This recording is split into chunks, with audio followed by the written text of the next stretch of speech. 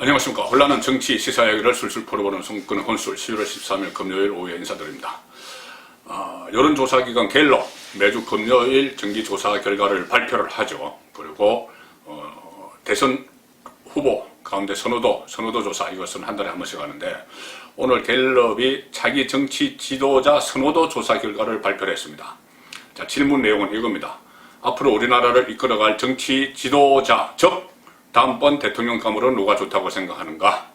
여기서 1위, 2위가 민주당 이낙연, 이재명 나왔습니다. 윤석열 검찰총장이 3위입니다. 이낙연, 이재명이 19%, 윤석열 11%, 그리고 그 뒤로 안철수 3%, 홍준표 1%. 그리고 또 오늘 CBS 그리고 한국사회여론연구소 발표한 여론조사도 윤석열 총장이 11.1%, 3위, 이낙연 21.1%, 이재명 20.9%, 2위, 1위, 2위, 윤석열 3위. 좀 이해하시죠? 11일 발표가 됐죠. 이틀 전에 발표가 됐습니다. 한길리서치 여론조사에서, 한길리서치 조사에서 윤석열 총장이 24.7% 해서 단번에 1위를 뛰어올랐다. 그래서 많은 화제가 됐었죠. 중앙일간지의 일면 톱에 오를 정도였습니다. 그리고 이낙연 22.2, 이재명 18.4, 윤석열 24.7, 1위. 자, 그런데 그저께 그런 여론조사 결과가 나오니 지난주에 발표된 리얼미터 조사도 또 관심을 끌었습니다. 윤석열, 그때만 해도 3위였죠. 윤석열이 17.2%.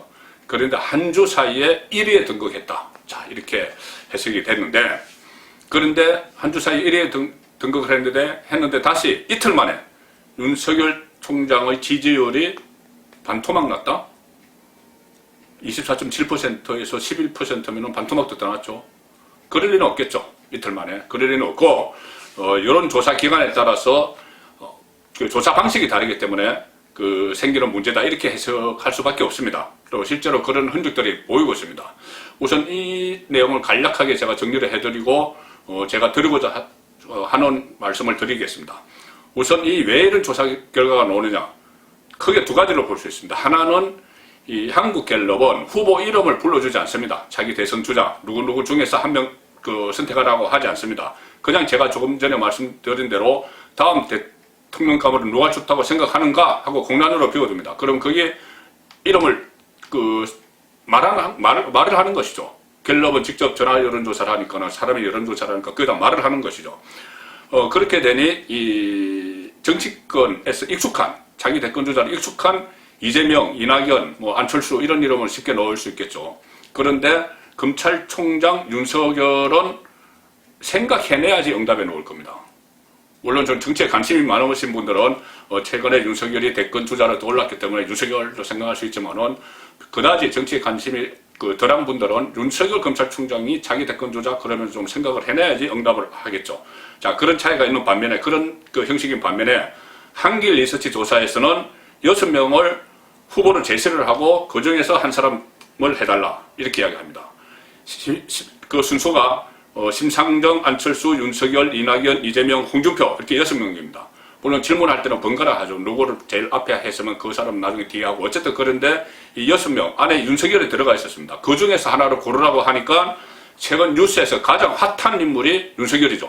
추미애와 맨날 대치각을 세우니까는. 그래서 윤석열에게 눈길을 갖고 많은 지지를 받은 것 아니냐. 그리고 여기에는 또 하나 맹점이 하나 있습니다. 현역 국민의힘 소속 대권주자는 한 사람도 없죠. 제가 불러드린 심상정, 안철수, 윤석열, 이낙연, 이재명, 홍준표 무소속입니다. 안철수는 국민의당 대표죠.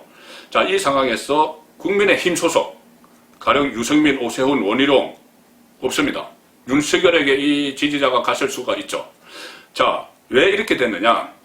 이 한길리서치가 조사를 하면서 이렇게 했습니다. 범여권 중에서 1, 2, 3, 4위, 범야권 중에서 1, 2, 3, 4위, 그 다음에 다시 합쳐가지고 1, 2, 3, 4위, 이런 식으로 조사를 한 거죠.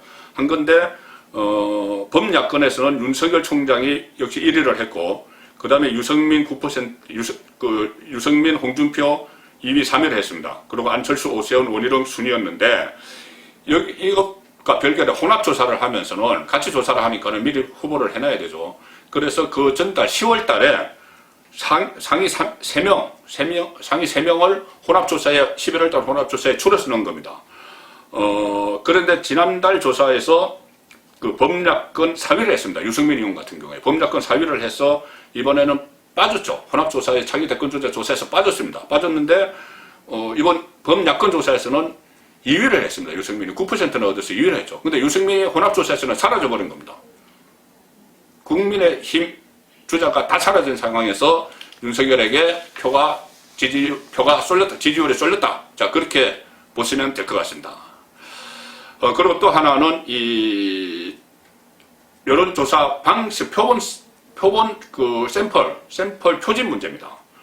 이 보수층 표본이 좀 많이 놓은 거 아니냐 이런 이야기인데, 한길 리서치는 유선 전화 비중, 집전화죠. 집전화 비중이 다른 조사들에 비해서 좀 큽니다. 비중이. 유선 전화 면접, 즉 집으로 전화하는 것, 이것이 23%입니다. 그 다음에 ARS 조사가 77%, 23%고 77%인데 한국갤럽은 유선 전화 비율이 15%, 리얼미터도 20%. 그러니 유선 전화 면접 비율이 좀 크죠. 유선 전화는 집에서 전화를 받으시는 겁니다. 그러니 주로 집에 계시는 분들이 전화를 많이 받는데 그 중에서는 아무래도 노년층이 많겠죠. 그래서 이 전청답자, 한길 리서치의 전청답자를 봐도 그걸 알 수가 있습니다.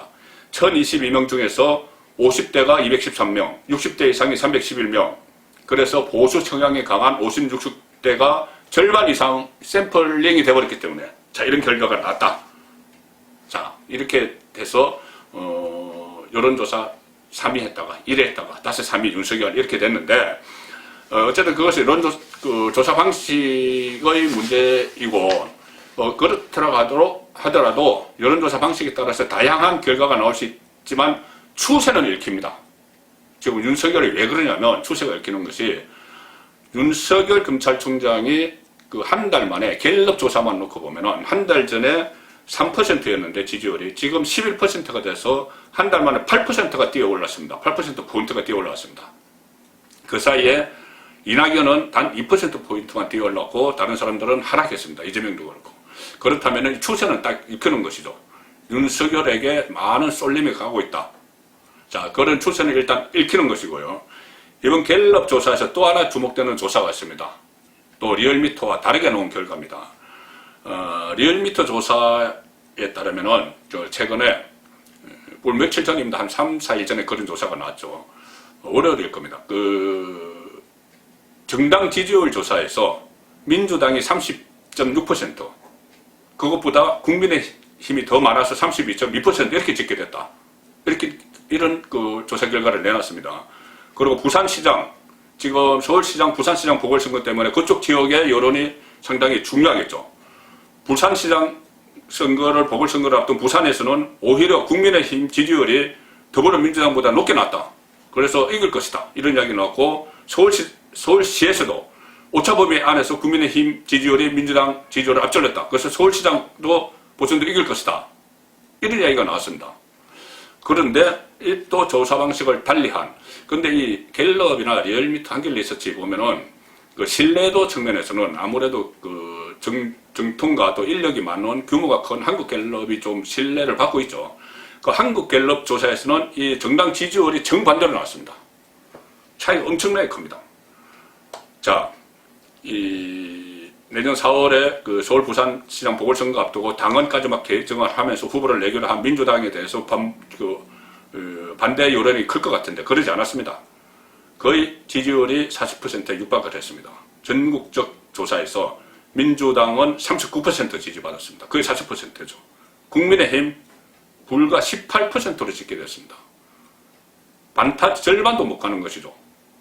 국민의힘 지지율이 지금 전국적으로 민주당의 절반도 못 가고 있습니다. 자, 문제는 보궐선거가 열리는 서울과 부산이겠죠. 서울 41대 24, 민주당 41, 국민의힘 24, 거의 더블 스코어입니다. 이 상태로는 국민의힘 선거에서 못 이깁니다. 부산만 따로 하지 않고 부산, 울산, 경남을 같이 한 조사에서 32대 22, 민주당 32%, 국민의힘 22%, 10%포인트 차이가 납니다. 이 상태에서 선거를 이길 수가 없죠.